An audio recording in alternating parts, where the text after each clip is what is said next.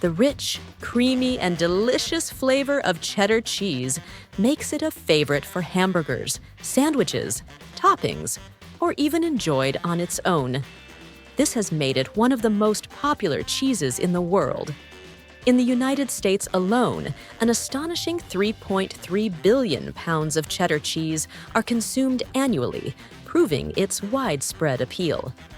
Cheddar cheese is made using methods that date back centuries, undergoing a long and complex process that takes weeks, requiring precise environmental conditions and carefully refined techniques. The final product not only has a distinctive taste, but is also rich in nutrients, especially fat-soluble vitamins. So how is cheddar cheese made on an industrial scale? Let's explore the production process of this special cheese. This factory produces up to 16,000 tons of cheese each year, helping to meet the huge market demand.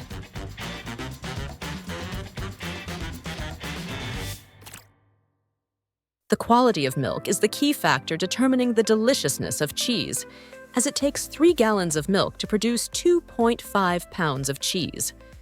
The better the milk, the higher the quality of the final cheese product. That's why cows on large dairy farms are carefully tended to, ensuring that the milk supply remains fresh, clean, and rich in nutrients. Today, cheese manufacturing plants collaborate with over 4,000 farms across the United States to maintain a stable supply of milk for processing. Cheese production is highly sensitive to milk quality, even more so than any other dairy processing technology. A specialized technical term, cheese-friendly milk, refers to milk with an optimal ratio of protein and fat for cheese-making. Additionally, the raw materials must be environmentally friendly and free from chemical or biological contaminants. For this reason, cheese factories are often located far from major cities to minimize exposure to industrial pollution. Before processing begins, milk from farms undergoes multiple rounds of rigorous testing in laboratories. It is then pumped and stored in massive refrigerated silos to preserve its freshness. Each storage silo can hold up to 31,000 gallons of milk. After every milk delivery to the plant, the tanker trucks are thoroughly cleaned before embarking on their next journey, ensuring the milk remains fresh and safe for transport. Once the milk enters the processing stage, it is pumped from the storage silos into the factory, where it undergoes pasteurization to eliminate bacteria and harmful microorganisms. This process occurs at a temperature of 176 degrees Fahrenheit to ensure food safety. After pasteurization, the milk is cooled to an appropriate temperature, ready to enter the fermentation stage, one of the most crucial steps in developing cheddar cheese's signature flavor. The transformation of milk into cheese begins in massive processing vats, each capable of holding up to 1,500 gallons. Here, bacteria are introduced to activate the fermentation process, gradually converting the milk into cheese. Each vat can produce approximately 1,500 pounds of finished cheese. Throughout this process, the milk is carefully heat-treated and its fat content adjusted to match the specific requirements of different cheese varieties. After eliminating harmful bacteria through pasteurization, a special starter culture containing beneficial bacteria is added. This crucial step kickstarts fermentation and helps develop the distinct flavor of the cheese. For semi-hard cheeses, mesophilic bacteria are the most commonly used microorganisms. These bacteria play a key role in shaping the cheese's texture and structure. They produce essential enzymes that break down proteins and fats in the milk, contributing to the flavor, aroma, and consistency of the final product. Once the starter culture is added, the milk is heated to 89 degrees Fahrenheit, the optimal temperature for mesophilic bacteria to thrive, preparing it for the next stages of the cheese-making process.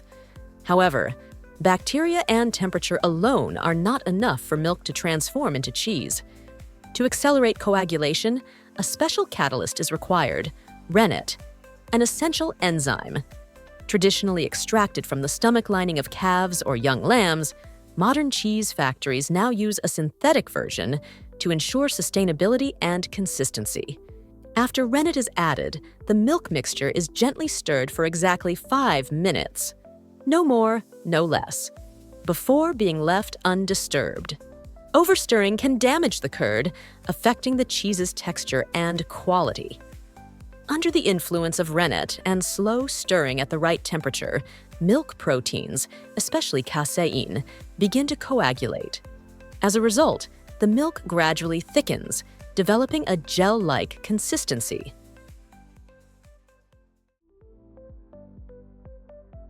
Once the curd has formed, supervisors check its quality by cutting and sampling it. If it meets the required standards, the process continues.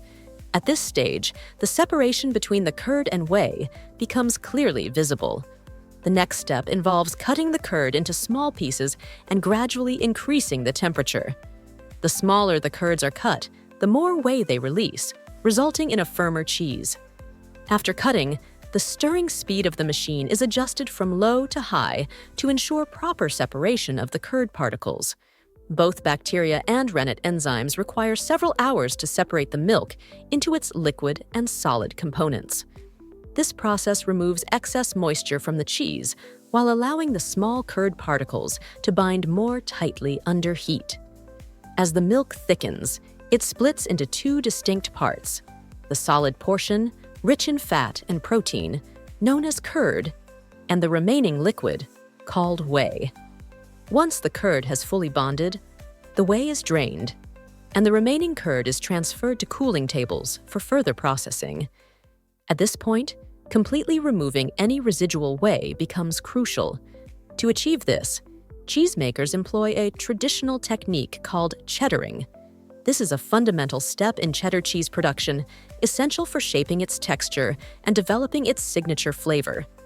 During the cheddaring process, the curd is cut into long slabs and stacked on top of each other. The weight of the upper layers gradually presses more whey out of the lower layers. These curd slabs are repeatedly flipped and pressed over several hours, ensuring maximum moisture removal and creating cheddar cheese's firm, elastic structure.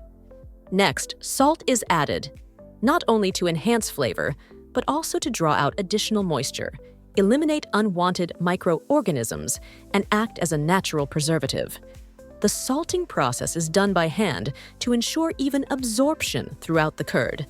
Following this, the curd is milled into smaller pieces, then further cut into even finer fragments to release more moisture and transition into young cheese. However, at this stage, the cheese is still quite moist and must undergo additional steps to refine its texture and flavor. Now, the curd is transferred into molds to begin the shaping process. Once the curd is evenly distributed, the next step is pressing. The semi-finished cheese is placed into a press for 12 hours to remove excess liquid and help solidify its structure. There are various types of molds with different sizes and weights, designed to suit specific cheese varieties. Cylindrical or rectangular molds are commonly used for fresh cheeses or cheeses that require a short aging period, usually around 1 month. In contrast, round molds are often reserved for higher quality cheeses, which need at least 6 months to mature, with their value increasing over time. During the 12-hour pressing stage, the pressure from the press extracts any remaining whey, gradually making the cheese firmer and helping it achieve its final shape. If the process were to stop at this point, the result would be fresh cheese, a soft, high-moisture cheese. Fresh cheese is then cut into smaller portions, packaged and distributed immediately for direct consumption. However, if the process continues, the cheese blocks are submerged in a salt brine bath. The salt concentration typically ranges from 16 to 20%, equivalent to 21 to 26 ounces of salt per gallon of water. This concentration is high enough to inhibit harmful bacterial growth while ensuring the cheese doesn't become overly salty. The ideal temperature for brining is around 50 to 55 degrees Fahrenheit. This temperature helps maintain the activity of beneficial bacteria and the cheese's aging process, while preventing the growth of unwanted bacteria. During this stage, salt gradually absorbs into the cheese, distributing evenly throughout the block and enhancing its rich, savory flavor.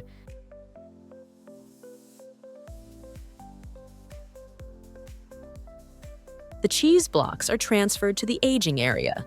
Throughout the aging process, the cheese is stored in a strictly controlled environment with temperature and humidity carefully regulated, typically maintaining close to 98% humidity.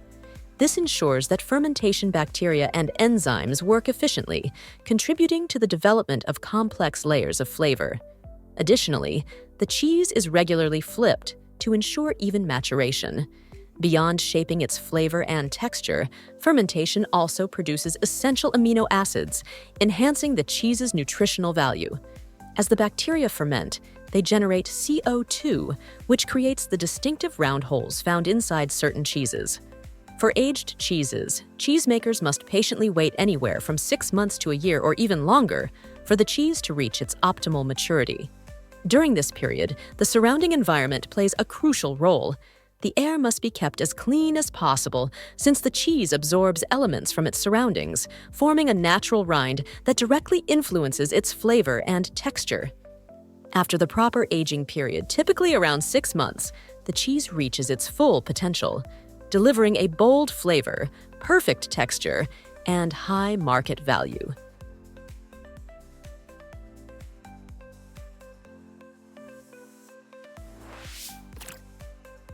For standard cheddar cheese, after aging for about a month, it is removed from storage, cut into uniform blocks or slices, and then packaged for distribution.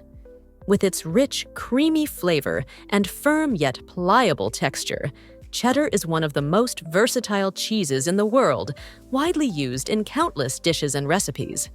The color of cheese depends on the type and production process. Semi-hard and hard cheeses with a deep yellow hue are often perceived as higher quality. This is why some manufacturers add coloring agents to the final product to ensure a consistent and more visually appealing color. Cheese color variation is also influenced by the diet of cows. During fall and winter, when cows primarily consume dry feed instead of fresh grass, their milk becomes paler, resulting in cheese with a lighter shade. In contrast, during spring, when pastures are filled with dandelions and beta-carotene-rich herbs, cow's milk naturally takes on a deeper yellow hue. This has led consumers to associate richer yellow cheese with higher fat content and a more natural product. To maintain a desirable color year-round, manufacturers often use annatto, a natural food coloring derived from the seeds of the achiote tree.